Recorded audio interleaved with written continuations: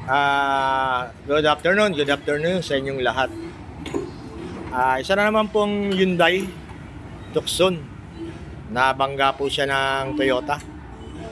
Ito po, ang tama niya, bumper, fender. Yan, saka yung pintuan. Yan ang tama niya, oh. Napakaganda sa keman. Tucson. Ang tama niya, yung fender mas malala. Kaya pinaklas na. Yan, ina-align. A-align, tapos pipinturahan yan.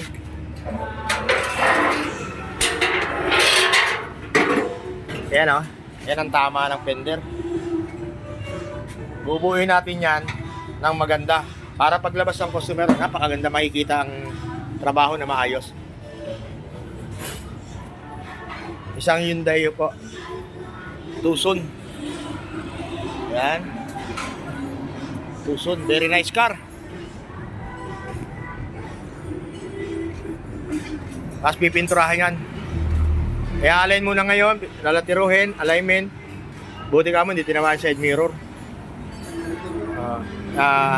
Yun, nagkaroon ng konti pero marirepair pa yan.